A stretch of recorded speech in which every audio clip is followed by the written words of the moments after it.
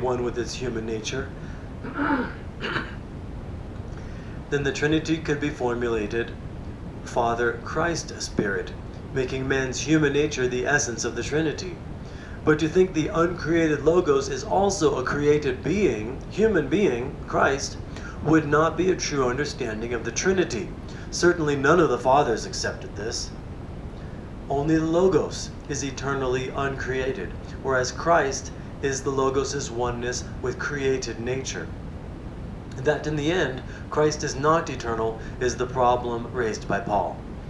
The Fathers had a choice to either ignore this problem, as most people do, not admit there is a problem, as theologians do, or face it squarely, which the Fathers did. That God's own human nature ultimately becomes God's divine nature was the issue Paul raised. This was not just the final heavenly status of Christ's human nature, but the final heavenly status of every man's eternal human nature. I have in marginalia, we all become God. Since it would not do to preach Christ and at the same time admit that in the end there will be no Christ, out of consideration for what the common people envisioned as their eternal life, there was inserted into the creed, quote, and his, Christ's, reign or kingdom will have no end, end quote, recited to this day. The notion of Christ as a king eternally reigning over some kingdom would at least assure people of an eternal Christ. This addition to the creed, however, was not Paul's view, nor the majority of the Fathers. Evidently, Paul's understanding that in the end God would be all in all had to be ignored or explained away.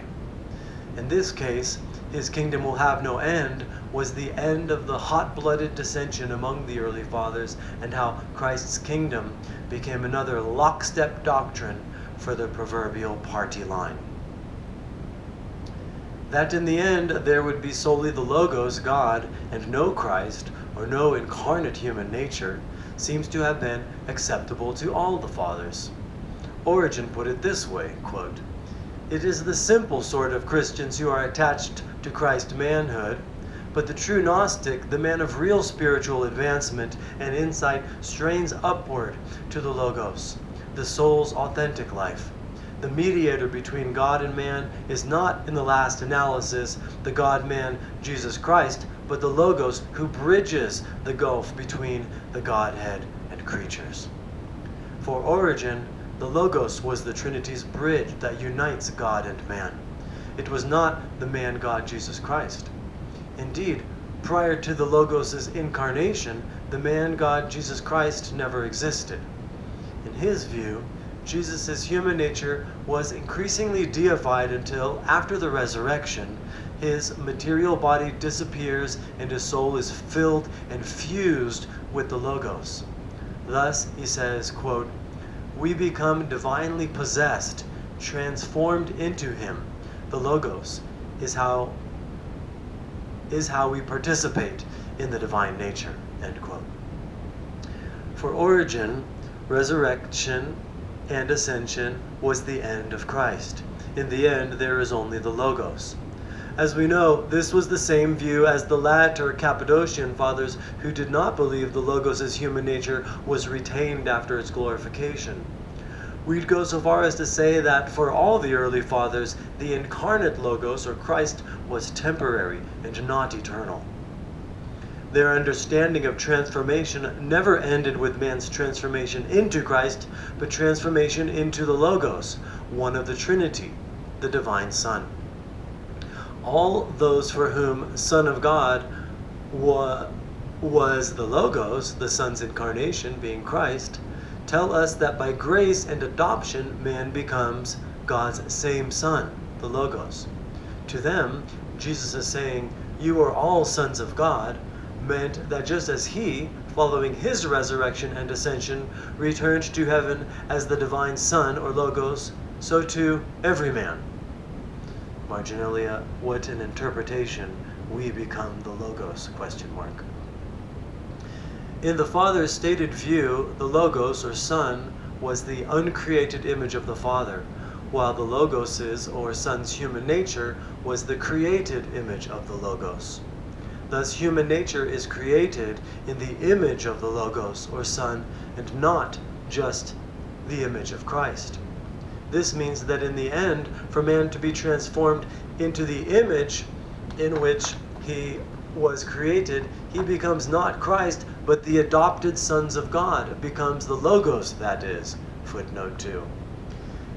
This view of the Logos, or Son, as the image of the Father was in keeping with Plato's archetypal images as reflections of the Absolute One, images of God in Christian terms.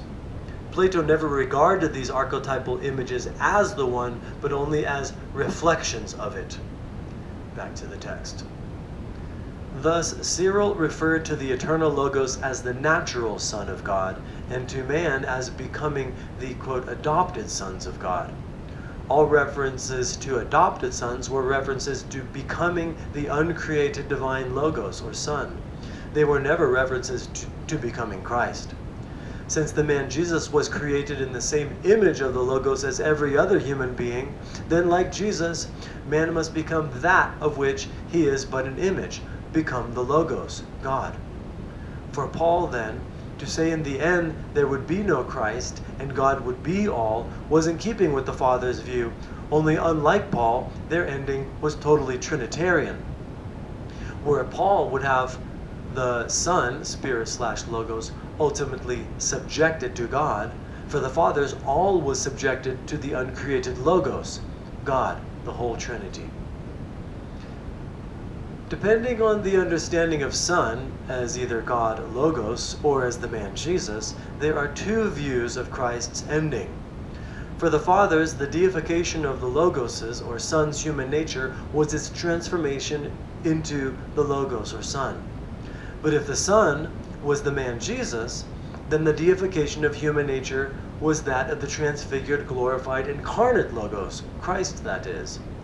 Where in the first view, the end is solely the Logos, God or Son.